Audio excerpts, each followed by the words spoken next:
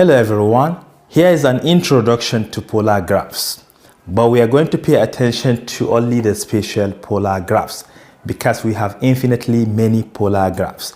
Remember that every graph can be constructed from its function, and every function that is expressed in rectangular form can also be converted into polar form. Let me give you an example before we come back to the spatial polar graphs. Remember, if I have a function y equal to x. To construct this, we know that it is a straight line graph that passes through the origin, right? Which is halfway between the y and the x-axis at an angle of 45 degrees. So something like this. It passes through the origin. So likewise, we know that we can confidently convert this into polar equation. Something like, because we know that y can be expressed as what? R sine theta. And this is what? R cos theta. And you can confidently divide both sides by R cos theta, right? So this is R sine theta divided by R cos theta will give us just tangent theta, which is equal to 1, isn't it? And if you take tan inverse of both sides, you have theta to be pi divided by 4 or 45 degrees. So this is a polar equation, theta equal to pi over 4. And if you construct this, you shall obtain this straight line.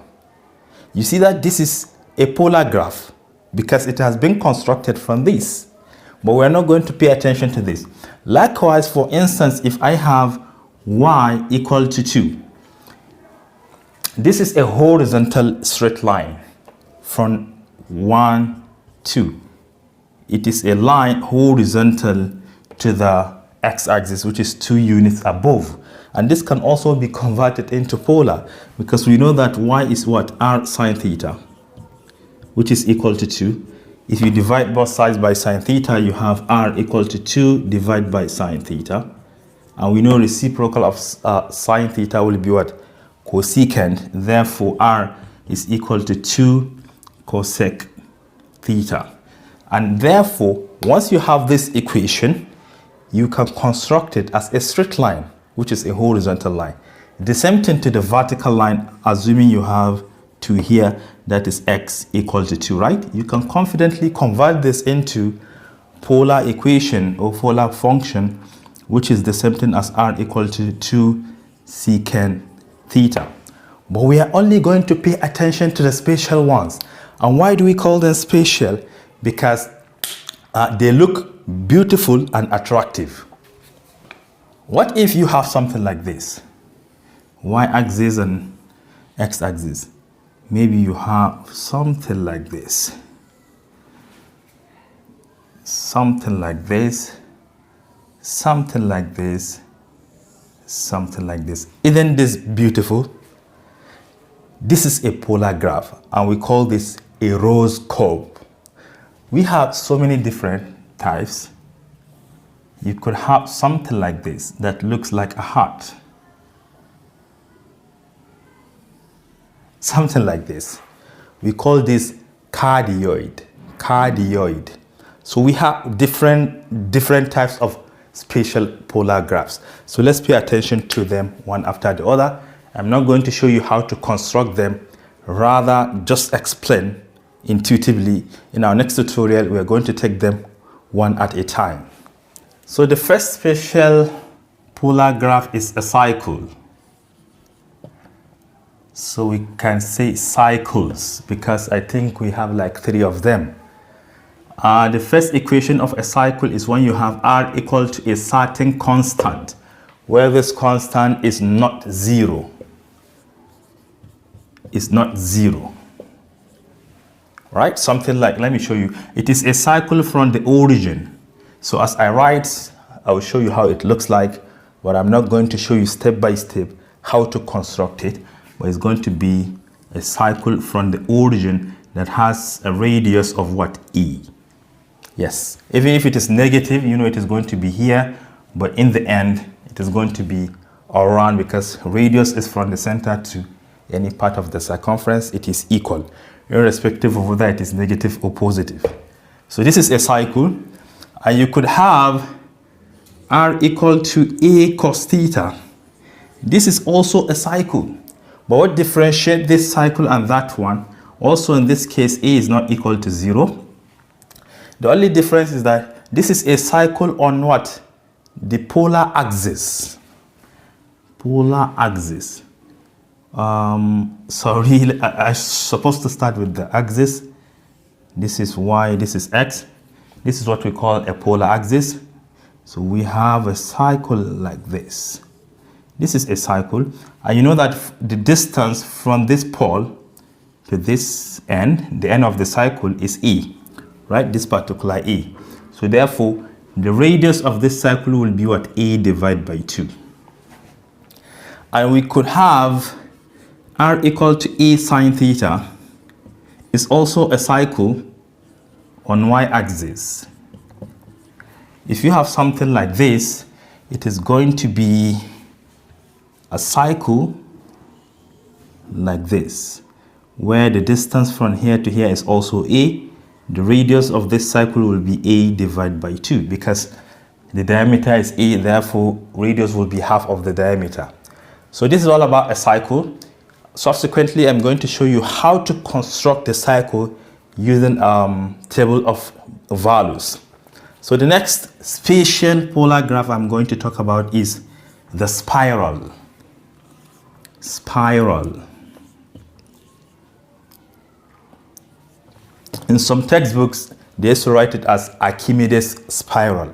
It looks somehow like this, but let's start with the equation first. The equation of the spiral is r equal to theta. R equal to theta, you should know that theta is greater or equal to 0, right? So a spiral looks like this, just like a mosquito coil. Something like this. You see that? This is a spiral. Very interesting and attractive graph. We call it a spiral. Archimedes spiral. The next one I would like to talk about is the rose curves. The rose curves. I think because, I think this space will be enough for me. The rose. Remember roses, right? The rose curves. We could have r equal to a cos n theta or r equal to a sine n theta. These two equations will produce some roses, but we have some conditions. All right. In both situations, you should pay attention to n here, which is the multiple of your angle. If n here is even, you're going to get 2 times n number of petals. What do we call petals? You could have a petal like this, and like this. This is just an example, but you can see that this graph has 3 petals, and 3 is an odd number. So whenever n is odd, you're going to get exactly the same thing. For example, we can call this equation as a multiplied by sine of 3 theta, where a is the distance of, or the length of every curve or petal. So the length here from the origin to the end is a. All of them, they have the same length. If n here is odd, you're going to get exactly the same n number of petals. If n is even, for example 2, you're going to get 4 petals. You should know that. And this one is for sine. If it is for cosine, it always starts on the polar axis. Something like this. Let's assume we have something like this, like this, like this, and like this.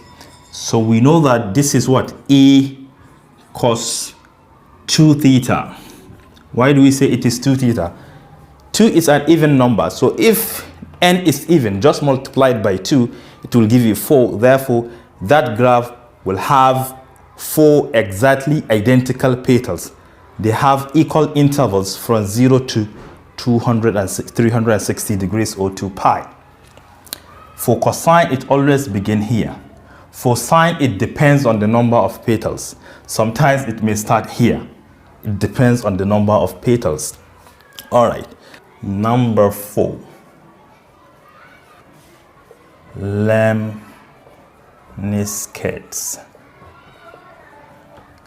Lemniscates. We have two equations for sine and cosine. We have r squared is equal to a squared sine 2 theta. Always you have to see 2 here. Or r squared is equal to a squared cosine 2 theta.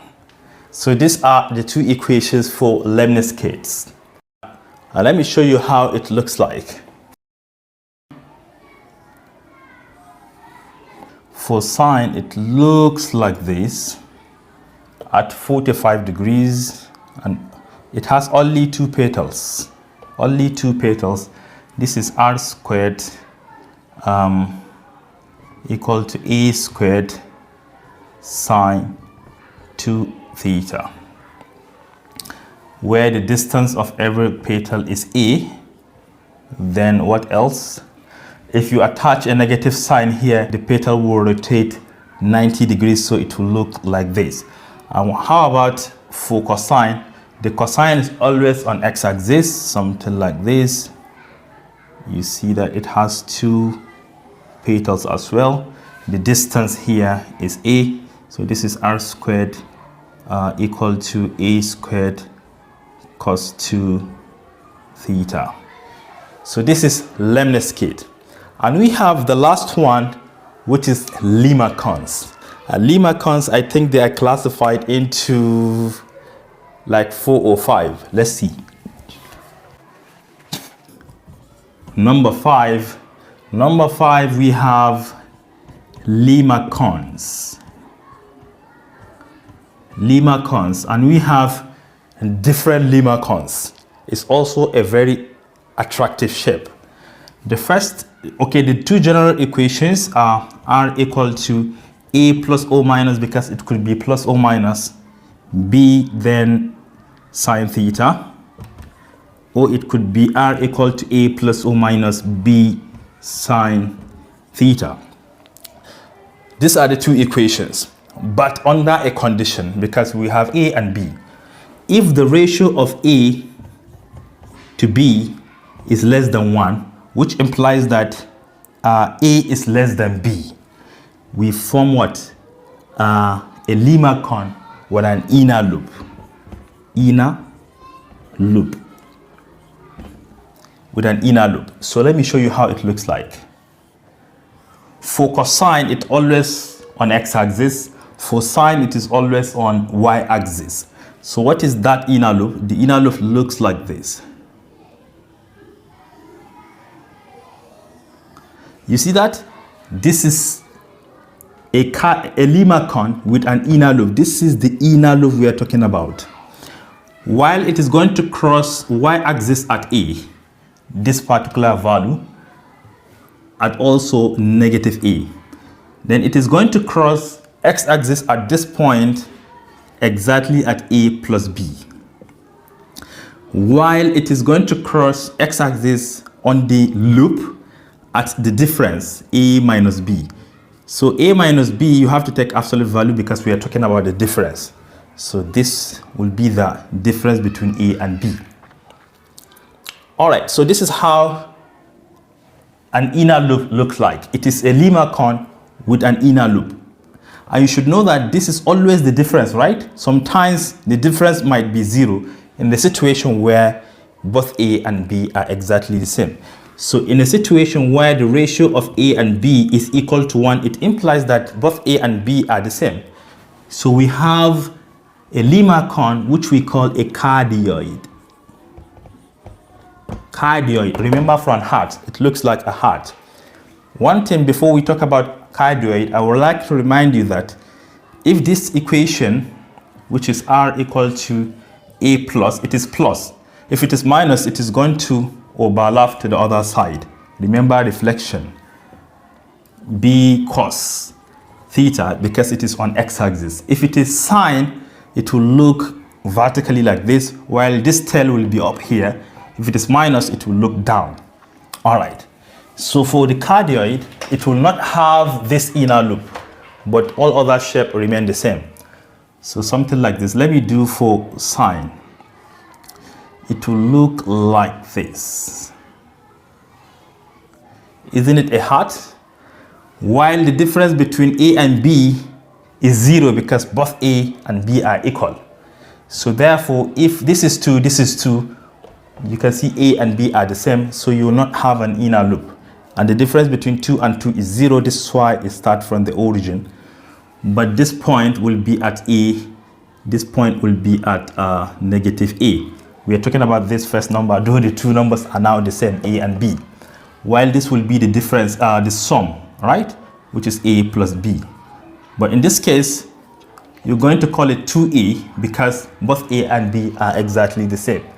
And the difference here is 0 because A minus A is 0. So in a situation where both A and B are the same, we say that we form a cardioid, a heart shape. Then condition number 3 is when A is greater than B. So in a situation whereby the ratio of A and B is greater than B but less than 2. Yes, it is less than 2 but greater than 1. You can see that by multiplying both sides by B, it will give us B less than A less than 2B. So it means that A is not up to double B, but it can be greater than B, but it is not as big as twice B. That is what it means. So in this situation, you're going to get a dimple. And let me show you how the dimple looks like. Instead of touching this, that is the origin, it will be somewhere here. It will be like this. Let me see how I can construct it. Just like an apple. It looks like an apple. It didn't touches the center, right? But had it been both A and B are the same, just like this one, cardioid, it will touch the center.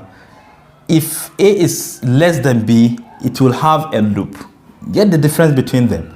So this is for cosine, right? This is A, R equal to A plus B cosine theta, where A is greater than B, right? All right. This is what you should know. A is less than 2B.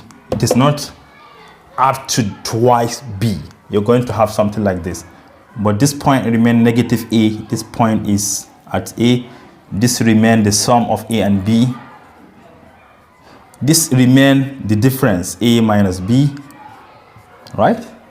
Everything remains the same. So all of these graphs depends on what? The nature of A and B, that is the value of A and B. So I think, let me write this one. We call it what? Dimple. It is a Limaçon with dimple. So let us look at the last situation where the ratio of A and B is now greater or equal to 2, which means that A can be greater or equal to 2B if you multiply. So instead of having that dimple, it will extrude outside, looking almost like a cycle. Let me show you how it looks like.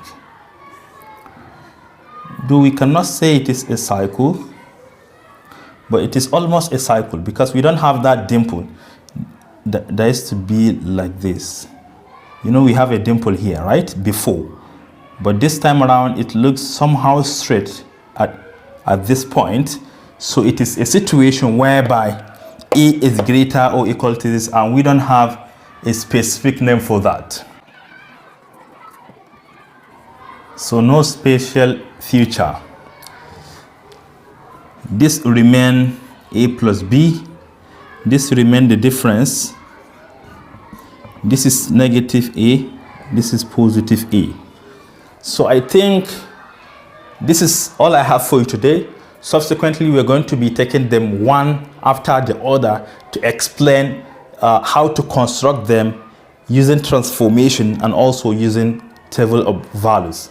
Thank you for watching. Do share to your learning colleagues. Bye-bye.